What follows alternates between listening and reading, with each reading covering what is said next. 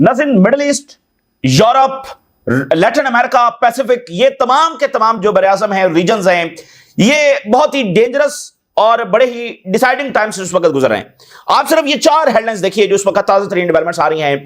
Hamas के हवाले से सिग्नल्स ये मिल रहे हैं, रिपोर्ट्स ये मिल रही हैं कि वो इस डीप कंस्पिरेसी को रिजेक्ट करने जा रहे हैं और वो अपने प्रिंसिपल स्टांस के ऊपर खड़े हैं कि इजरायली फोर्सेस को यहां से विड्रॉल करना है और परमानेंट जो है वो सीज़फायर होगा और फलस्तीनी रियासत जब बनाई जाएगी, तो वो प्रिंसिपल स्टांस के ऊपर खड़े हैं। और जो इसमें रद्दोबदल नेतन्याहू ने करवाया है, हमास ये चाहती है कि अगर इस मुआहदे को आगे बढ़ाना है तो उसी मुआहदे के ऊपर वापस आया जाए जो ट्रंप ने एग्री किया था अरब लीडर्स के साथ जब मुलाकात हुई थी, उसी मुआहदे के ऊपर जब वापस आया जाए, मगर ना वो इसको जो है वो रिजेक्ट करने जा रहे हैं अभी तक की रिपोर्ट्स के मुताबिक। अच्छा, दूसरी बात यह है कि फ्रांस ने रशिया के ऊपर हमला कर दिया। फ्रांस ने रशिया का पहला ऑयल टैंकर जब वो कब्जे में ले लिया, तो ये रशिया पर बरह रास्त हमला है। किसी भी मुल्क का ऑयल टैंकर जब लिया जाए, ईरान अगर अमेरिका का ऑयल टैंकर कब्जे में ले ले तो इसका क्या मतलब होगा? यह ऐलान जंग होगा फ्रांस की जानब से। देखें, एक तो यूक्रेन में ऑलरेडी नेटो बरह रास्त इन्वॉल्व है, उनके सारे इक्विपमेंट्स, उनकी इंटेलिजेंस और उनके ट्रेनर्स, सारा कुछ तो वेस्ट और यूरोपियंस ही जंग लड़ रहे हैं, नेटो ही जंग लड़ रहा है। अब इन मुल्कों ने इस अंदाज में भी रशिया पर हमले शुरू कर दिए हैं, उनका ऑयल टैंकर जो कब्जे में ले लिया है। और यूके की जो प्रिंसेस हैं 75 ईयर्स, यूके की प्रिंसेस जो है वो एक सरप्राइज और रेयर विजिट के ऊपर यूक्रेन पहुंची हैं और ज़ेलेंस्की के साथ उनकी मुलाकात हुई है और किंग चार्ल्स का मैसेज लेकर वो ज़ेलेंस्की के साथ मिल रही हैं। आपको पता है कि जो ब्रिटिश मोनार्की है उसका सियासत से, अथॉरिटी से, उससे तो कोई ताल्लुक नहीं है, वो तो एक कॉन्स्टिट्यूशनल मोनार्की है। इख्तियारात, ताकत तो सारी वज़ीर आज़म के पास है, तो फॉरेन पॉलिसी में, मुल्की जो मामलात है उसमें उनका कोई इख्तियार नहीं। तो इस जंग में भी उनका कोई इस तरह से मामला नहीं रहा। बरतानिया का फॉरेन मिनिस्टर जाएगा, डिफेंस मिनिस्टर जाएगा, वज़ीर आज़म जाएगा, इंटेलिजेंस चीफ जाएगा, बाकी ऑफिशियल जाएंगे, किंग का तो कोई ताल्लुक नहीं है। तो ये पहला इस नौयत का एक एक्टिव इकदाम है जो उठाया गया है। और फिर 75 ईयर ओल्ड उनको भेजने की क्या जरूरत थी? और आपको पता है कि यूक्रेन की तरफ अगर जाना हो तो ट्रेन का एक लंबा सफर जब करना पड़ता है, तो फॉरेन मिनिस्टर नहीं, डिफेंस मिनिस्टर नहीं, प्राइम मिनिस्टर नहीं, कोई ओहदेदार नहीं, बल्कि किंग चार्ल्स जो हैं उन्होंने प्रिंसेस को जो 75 ईयर ओल्ड हैं उनको भेजा है ज़ेलेंस्की को कोई पैगाम देने के लिए। तो इस मुलाकात को बहुत अहमियत दी जा रही है। ओवरऑल जो माहौल बना हुआ यूरोप में और उसके ऊपर यह विजिट, तो इसको देखा जा रहा है कि क्या कोई फैसला किया जा रहा है बड़ा। अच्छा, दूसरी तरफ जो प्रेसिडेंट मडोरो हैं उन्होंने नारा लगा दिया है वतन या मौत। यह नारा उनकी जानब से जब लगा दिया गया है। वेनेजुएला इस वक्त बड़े डेंजरस क्रॉस रोड के ऊपर खड़ा हुआ है जहां पर उनके वतन के ऊपर जब हमला होने जा रहा है, तो उन्होंने ये नारा जो है वो लगा दिया है। और ताइवान को अमेरिका कह रहा था कि वो अपनी जो ये कैपेबिलिटी है चिप मेकिंग की, उसको 50% वो अमेरिका शिफ्ट करें। ताइवान ने इनकार कर दिया। अब अमेरिका क्या ताइवान की मदद छोड़ने जा रहा है, क्या करने जा रहा है? ताइवान यानी कि बहुत बड़ा बोल्ड स्टेप है जो उन्होंने लिया है। उन्होंने अमेरिका को इनकार कर दिया है। और यमन ने अनाउंस किया है कि वो अमेरिका के ऑयल टैंकर्स पर हमला करने जा रहे हैं। यमन ने वो ट्रूस, चूंकि जो सपोर्ट हो रही है इसराइल की और सारा, उन्होंने कहा कि हम ऑयल टैंकर्स के ऊपर जो अटैक करने जा रहे हैं। उन्होंने लिस्ट भी जारी कर दी अमेरिकन कंपनीज की। तो ये एक एक करके बड़ी बड़ी डेवलपमेंट से मैं आपके साथ शेयर करता हूं। खबर ये भी आ रही है कि जो B-2 बॉम्बर्स हैं, 3-4 B-2 बॉम्बर्स जो हैं वो अमेरिकन मेनलैंड से फ्लाई किए हैं और यूरोप की तरफ बढ़ रहे हैं। और हो सकता है वो यूरोप में डिप्लॉय हो और हो सकता है कि वो आगे मिडिल ईस्ट की तरफ भी आए, क्योंकि अमेरिका अपना बहुत सारा इक्विपमेंट ऑलरेडी एयर डिफेंस वो डिप्लॉय कर रहा है। और अब B-2 बॉम्बर जो हैं वो यूरोप की तरफ आ रहे हैं और यूरोप से आगे वो मिडिल ईस्ट की तरफ भी आ सकते हैं। इसके साथ एक और बहुत बड़ी खबर यह है कि यूक्रेन और इजराइल बहुत करीब आ रहे हैं। यूक्रेन को इजराइल ने अब असलहा सप्लाई जब करना शुरू कर दिया है। एक ओपन फ्रंट इजराइल ने रशिया के साथ खोल लिया है। एक्सपर्ट्स ये कहते हैं कि इजराइल ये क्यों कर रहा है? एक्सपर्ट्स के मुताबिक इजराइल यूरोपियन सपोर्ट हासिल करने के लिए यूक्रेन की मदद कर रहा है। और दूसरा, चूंकि रशिया मिडिल ईस्ट में यानी कि जो ईरान को सपोर्ट कर रहा है, जो रेजिस्टेंस को सपोर्ट कर रहा है, तो इजराइल इसके खिलाफ जाकर यूक्रेन को सपोर्ट कर रहा है अगेंस्ट रशिया। और इजराइल ये समझता है कि जैसे रशिया के पास पहले ताकत थी, जैसे वो सीरिया के अंदर बैठा हुआ था इजराइल के सर के ऊपर, तो अब तो उसके पास वो ताकत नहीं है, तो इसलिए अब रशिया उनका कुछ भी नहीं कर सकता। तो ये इजराइल का ख्याल है और एक ओपन फ्रंट जब उन्होंने रशिया के खिलाफ जो खोल दिया। अब रशिया का इस पर क्या जवाब आएगा ये हम देखेंगे। लेकिन 80s के अंदर यही नेतन्याहू जो है वो सोवियत यूनियन को कोलैप्स करने के लिए प्रॉपर लॉबिंग कर रहा था, और अब ये इस रशिया को भी तोड़ने के लिए और इस रशिया के खिलाफ जो है वो असलहा यूक्रेन को दे रहा है। ये बहुत बड़ी बात है, ठीक है ना। मतलब अब रशिया के खिलाफ रास्त इजराइल आ गया है। टर्की के जो फॉरेन मिनिस्टर हैं वो अहम तरीन दौरे पर, गल्फ के अहम तरीन दौरे पर पहुंच चुके हैं। Turkish foreign minister departs to Gulf for UAE, Saudi Arabia and ties Gaza peace. तो कतर का दौरा होगा, सऊदी अरेबिया का होगा और यूएई का होगा। फलस्तीनी जो लीडर्स हैं उनके साथ मुलाकात होगी। ऑलरेडी जो टर्किश इंटेलिजेंस चीफ हैं वो दोहा में मौजूद हैं। अब टर्की के फॉरेन मिनिस्टर आ रहे हैं और खबर के मुताबिक हमास को कन्विंस किया जा रहा है कि वो उसको एक्सेप्ट कर ले, लेकिन वो इसको जब एक्सेप्ट फिलहाल नहीं कर रहे हैं, क्योंकि वो कह रहे हैं कि 2 से 3 अमेंडमेंट्स जब उसमें की जाए, जिसमें सबसे अहम बात यह है कि हमें टाइम फ्रेम दिया जाए। और ये वही चीज है जो अरब्स के साथ डिस्कस हुई थी, जो उर्दुगान के साथ डिस्कस हुई थी, लेकिन नेतन्याहू ने जब उसको चेंज करवाया। तो ये अहम तरीन है। यानी आप देखें ना, सारे मुल्क जब अब ईरान के फॉरेन मिनिस्टर और पाकिस्तान के फॉरेन मिनिस्टर का भी राब्ता हुआ है, तो बहुत कुछ पक रहा है।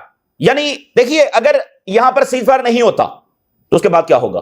मामला तो ऑलरेडी रीजनल वॉर की तरफ जा रहे थे, तो अब और तेजी के साथ जाएंगे।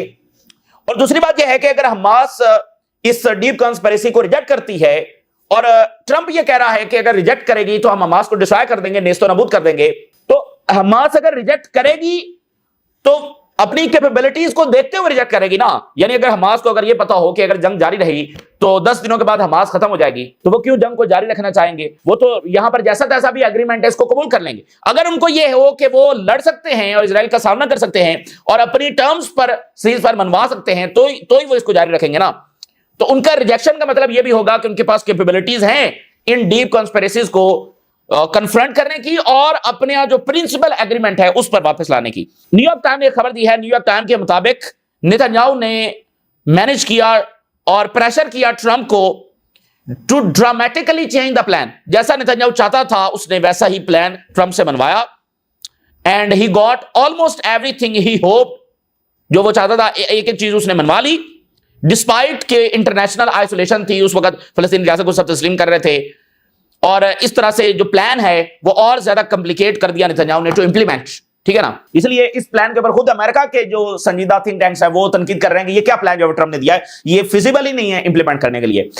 देखिए, ट्रंप जो है ना, ट्रंप को समझने की जरूरत है। ट्रंप के जो सबसे बड़े सपोर्टर हैं वो सबसे बड़े ज़ायनिस्ट हैं, उसके इर्द गिर्द जो फिरने वाले हैं बिजनेसमैन वो सबसे बड़े ज़ायनिस्ट हैं। खुद जो उनके सन इन लॉ हैं वो कौन है ये सब जानते हैं, तो वो उनका बहुत इन्फ्लुएंस है। और ये जैरेड कुशनर वही हैं जो अब्राहम अकॉर्ड में शामिल थे, यही हैं वो जो गजा को रियल स्टेट बनाने का आइडिया भी उनका है और वो इन्हीं के मजहब के हैं। और उनका बेसिकली सबसे ज्यादा इन्फ्लुएंस है वो ट्रंप के ऊपर है। और वो नेतन्याहू के तो मतलब बाएं हाथ की गेम है उनको कन्विंस करना। हैरेड्स की 3 हेडलाइन देखिए। Trump cease fire plan gives Hamas a stark choice, accept surrender और रिस्क इजरायली ऑक्यूपेशन। यानी अब हैरेड्स भी उस सच्चाई को लिख रहा है कि इस प्लान में बुनियादी तौर पर क्या चीजें फलस्तीन के सामने रखी गई हैं, या सरेंडर पर साइन करो या इजरायली ऑक्यूपेशन के लिए तैयार हो जाओ। Forced to submit by Trump, Netanyahu now looks like a loser on the world stage. World stage के ऊपर तो वो लूजर है, और ऑन ग्राउंड भी उसने क्या हासिल किया है, ओवरऑल इस जंग में क्या हासिल किया वैसे नेतन्याहू ने, इजरायली आर्मी ने क्या हासिल किया कि हमास को, हिजबुल्लाह को, यमन को डिस्ट्रॉय कर सके हैं, ईरान को क्या वो सब्जुगेट कर सके हैं। तो लोगों को ही मारा है, लोगों को ही उन्होंने मारा है। नेतन्याहू का मकसद है कि गजा प्लान को ऑब्स्ट्रक्ट किया जाए। He was forced to accept from Trump. तो ये 3 डिफरेंट हेडलाइंस हैं, 3 डिफरेंट सर्च जो हैं वो सामने रख रही हैं। फलस्तीनी रेजिस्टेंस ने कुछ ही देर पहले बड़े अटैक्स जब इजराइल के ऊपर लॉन्च किए हैं, बड़े सोफिस्टिकेटेड अटैक्स जब उन्होंने लॉन्च किए हैं। इसमें उन्होंने एक बूबी ट्रैप किया एक हाउस को, जिसके अंदर इजरायली फौजें जब दाखिल हुई और उसके अंदर एक्सप्लोसिव डिवाइसेस उन्होंने ऑलरेडी नस्ब कर रखी थी। जो ही फौज दाखिल हुई तो उन्होंने वो एक्सप्लोर कर दिया। इसमें इजराइल की इंजीनियरिंग फोर्स थी वो इसमें जब निशाना बनी है, और हुद एक ड्रोन है उसने भी इसमें हिस्सा लिया है और उसने कैप्चर किया है सारे अटैक को। और रेजिस्टेंस ये कंफर्म कर रही है कि सारे के सारे जो अंदर थे दैट आर डेड नाउ। इस हमले के बाद इजराइल ने एक्सटेंसिव और अनप्रेसिडेंटेड एयर स्ट्राइक्स उस एरिया पर जब लॉन्च कर दी हैं। और फिर आप देखिए इस जंग में यूरोप की जो रिलायबिलिटी है, यूरोप की जो क्रेडिबिलिटी है वो बुरी तरीके से डैमेज हुई है। हाउ गाजा जेनोसाइड डैमेज्ड यूरोपीय यूनियंस रिलायबिलिटी, पूरी तरह से यूरोप जब उसमें डैमेज हुआ है। और फिर देखिए जो इंटरनेशनल ब्रांड्स हैं वो इजराइल से डिटैच हो रहे हैं। इजराइल की जो फुटबॉल टीम है उस पर रीबॉक जो बहुत बड़ा इंटरनेशनल ब्रांड है उसका लोगो लगा हुआ है, तो रीबॉक ने कहा है कि हमारा लोगो हटाएं। शदीद जिल्लत का सबका इजराइल को सामना है, तो उन्होंने कहा हमारा लोगो हटाएं, ठीक है ना। यानी कोई भी ब्रांड अपने आप को इनके साथ जो अटैच नहीं करना चाहता है। यमन ने जनाब अली अनाउंस किया है कि they will target the ships belongs to American oil companies. America की ऑयल कंपनीज जो इजराइल को ऑयल दे रही हैं हम उनको अब निशाना बनाएंगे। बहुत सारे नाम उन्होंने इसमें बताए हैं, 13 अमेरिकन कंपनीज ये नाम उन्होंने जारी कर दिया है कि हम जब निशाना बनाने जा रहे हैं। तो ये एक रीजनल एक बड़ी एस्केलेशन की तरफ मामला जा रहा है। उर्दुगान ने कहा है कि Turkey will stand with Palestinian, मुकम्मल तौर पर फलस्तीनियों के साथ जब वो खड़ा होगा। जर्मनी ने एक, जब खबर वहां से आ रही है, जर्मनी ये कह रहा है कि हमने 3 सस्पेक्टेड लोग पकड़े हैं जिनसे असला बरामद हुआ है और वो हमास के लोग हो सकते हैं।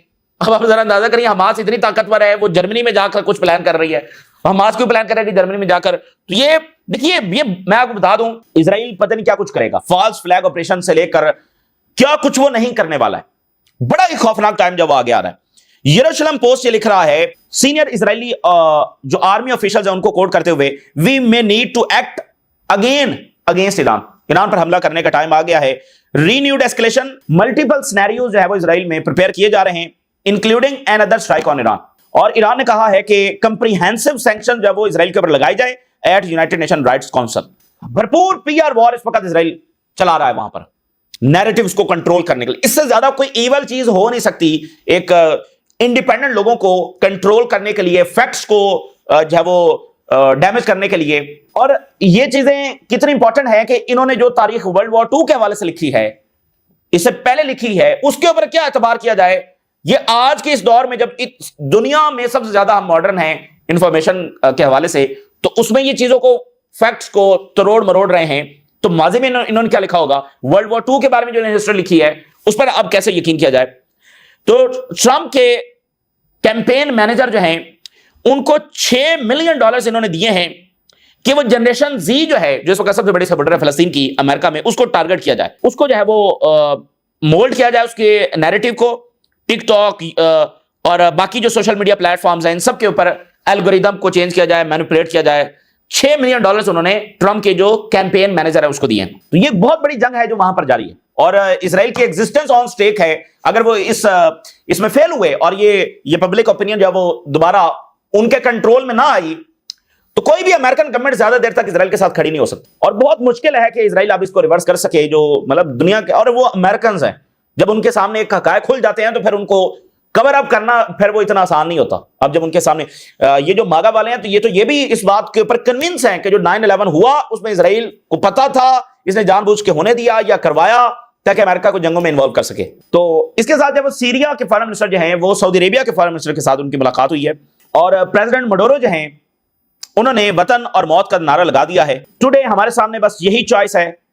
और उन्होंने कहा कि हम इंडिपेंडेंस को, आजादी को तरजीह देंगे एक कानूनी बनने पर, ठीक है ना। हम किसी सूरत कानूनी नहीं बनेंगे, किसी सूरत हम गुलामी कबूल नहीं करेंगे और हम जो है वो लड़ेंगे। And I can assure you with my life and with the life of entire country, ये कभी भी एक कानूनी नहीं बनेगा और इंपीरियलिज्म के कंट्रोल में नहीं आएगा और गुलामी जो कबूल नहीं करेंगे। ये सारी बातें उन्होंने की हैं। रशिया का जो ऑयल टैंकर है उस पर फ्रांस ने कब्जा कर लिया है, कैप्चर कर लिया है। The Moscow time, France probing Russian link tanker for serious offences. और मैक्रोन ने कहा है कि 500 से लेकर 1000 तक रशिया के शैडो फ्लीट्स हैं, अब हम उनको कब्जे में लेंगे। ये रशिया के शैडो फ्लीट्स हैं, ये ऑयल को सप्लाई करने के लिए चूंकि सैंक्शंस लगी हुई हैं, तो उसके नतीजे में ये शैडो फ्लीट जो है वो वजूद में आया है कि वो यानी बेनामी टैंकर जो वो घूम रहे हैं और रशिया उनके जरिए ऑयल सप्लाई कर रहा है। सो हैं तो रशिया के, तो पहला उन्होंने पकड़ लिया। मैक्रोन कह रहे हैं हम सारे के सारे पकड़ेंगे। इसका क्या मतलब है? रशिया के ऊपर बराह रास्त ये अटैक किया गया है। एक और बड़ी एस्केलेशन जब हुई है और G7 ने डिस्कस किया है, G7 के फाइनेंस मिनिस्टर्स की मुलाकात हुई है और उन्होंने रशिया पर मजीद सैंक्शन डिस्कस किए हैं। रशिया पर मजीद सैंक्शन जब लगनी चाहिए। और यूरोपीय यूनियन जो है वो हंगरी के वीटो को बायपास करते हुए यूक्रेन को यूरोपीय यूनियन में शामिल करने जा रहा है। तो हंगरी ने कहा ये बहुत ही डेंजरस स्टेप है, यूरोपीय यूनियन को इस तरफ नहीं जाना चाहिए। क्योंकि देखें, जैसे यूक्रेन को अगर नेटो में शामिल कर लिया जाए इस वक्त, तो यूक्रेन पर तो मुसलसल हमला हो रहा है। तो इसका मतलब जो ही यूक्रेन नेटो में शामिल होगा, साथ ही आर्टिकल 5 जो है वो रिवोक हो जाएगा, क्योंकि एक मेंबर के ऊपर अटैक हो चुका है, तो नेटो हमला कर देगा रशिया के ऊपर। तो यूरोपीय यूनियन भी तो इसी तरह का था देना, यानी यूरोपीय यूनियन के किसी एक मुल्क पर हमला, उसमें फिर यूरोपीय यूनियन कहेगा कि हमारे मेंबर स्टेट पर हमला हुआ है तो हम आगे जाएंगे और ज्वाइन करेंगे। उनका कोई ऐसा आर्टिकल तो नहीं है, लेकिन यूरोपीय यूनियन का मेंबर, तो वो हालत जंग में यूक्रेन को यूरोपीय यूनियन का मेंबर जो वो बनाने की तरफ बढ़ रहे हैं और हंगरी का वीटो जो है उसको बाईपास करते हुए। इसका मतलब वो खुद ही अपने सारे रूल्स तोड़ रहे हैं। देखिए, यूरोपीय यूनियन है ना, उसमें वीटो है, उसमें सबकी कंसेंसस चाहिए। तो एक मुल्क को वो साइड के ऊपर फेंकते हुए ये करने जा रहे हैं, यानी वो अपने ही रूल्स को तोड़ रहे हैं। तो ये यूरोप के लिए भी कोई अच्छा इकदाम नहीं है जो वो खुद करने जा रहे हैं। यानी वो खुद एक डेंजरस टाइम की तरफ बढ़ रहे हैं, डेंजरस फेज की तरफ बढ़ रहे हैं, जहां पर ना कोई रूल्स हैं, ना कोई ट्रस्ट है, ना कोई अंडरस्टैंडिंग है। जो पीछे ताकते हैं वो बस हर हद से गुजर रही हैं। ये कोई अच्छी चीज नहीं है दुनिया के लिए। और द टेलीग्राफ बता रहा है कि प्रिंसेस एनी 75 ईयर ओल्ड वो पहुंची हैं यूक्रेन। किंग चार्ल्स का मैसेज लेकर वो ज़ेलेंस्की के पास पहुंची हैं। सब इसके ऊपर स्पेकुलेट कर रहे हैं कि ये किस किस्म का मैसेज है इस माहौल में, और पहली बार वो गई हैं। और किंग चार्ल्स को क्या जरूरत पेश है कि वो उनको भेज रहे हैं, कोई और भी जा सकता था। तो ऐसा कौन सा मैसेज है जो ज़ेलेंस्की को डायरेक्टली वहां पर जाकर कन्वे करना जरूरी था। और ताइवान ने रिजेक्ट कर दिया है अमेरिका की रिक्वेस्ट को टू मैन्युफैक्चर 50% ऑफ सेमीकंडक्टर्स इन अमेरिका। ये बहुत बड़ा वाकया है। ट्रंप क्या करेंगे? और जो वॉर सेक्रेटरी हैं अमेरिका के, जिन्होंने अभी जनरल्स की मीटिंग बुलाई, वो शदीद तनकीद की जद में हैं। और ट्रंप एंड हैजिस drop backlash over politicised military overhaul. और पॉलिटिको के मुताबिक टॉप जो यूएस जनरल्स हैं उन्होंने कहा कि हमने वेस्टेड टाइम और मनी, जो हम इतना ट्रैवल करके आए, just to listen to how हैजिस hates men in dresses. One general said कि it was waste of money, और उन्होंने कहा कि ये कोई ब्रीफिंग नहीं थी, बल्कि ये तो एक प्रेस कॉन्फ्रेंस थी जो हैजिस ने जो वहां पर की है। और ये अगर वो ईमेल कर देते तो ये बेहतर था, हमें यहां पर जब बुलाया गया। और फिर देखिए वॉल स्ट्रीट जर्नल क्या लिख रहा है कि फ्लेमिंगो मिसाइल्स प्रोड्यूस करने के लिए एक बड़ा अहम प्रोजेक्ट है। इसके लिए फंडिंग की शदीद कमी का सामना है अमेरिका को। तो ये आज मतलब सुपर पावर क्या, कभी कोई प्रोजेक्ट रुका हुआ है, कभी कोई प्रोजेक्ट रुका हुआ है फंडिंग की वजह से। चाइना का कोई प्रोजेक्ट नहीं रुक रहा। तो ये सारे साइंस होते हैं। बहरहाल मिडिल ईस्ट एक क्रॉस रोड के ऊपर खड़ा हुआ है, यूरोप एक क्रॉस रोड पे खड़ा है, पूरी ह्यूमैनिटी ऑन क्रॉस रोड खड़ी है। और एक सो कॉल्ड पीस प्रपोजल देकर फलस्तीनियों को उसमें सिर्फ एक ही चॉइस उनको दी गई है, ठीक है। और अगर वो इसमें ना करते हैं तो मलबा उनके ऊपर जब गिराने की कोशिश की जाएगी। लेकिन क्या इससे मसला हल हो जाएगा? क्या इससे मिडिल ईस्ट में अमन हो जाएगा? नहीं, मिडिल ईस्ट एक खौफनाक जंगों की तरह बढ़ेगा। और जैसे हर गुजरते हफ्ते और महीने के साथ मामलात मिडिल ईस्ट की रियासतों के हाथ से निकलते चले जा रहे हैं, अब इसराइल का मजीद एग्रेशन मजीद चीजों को आउट ऑफ कंट्रोल करेगा। तो ये इस वक्त की ताजा तरीन सूरत हाल जो आपके साथ शेयर किया, आपने राज लगा करें। इजाजत दीजिए, अल्लाह हाफिज।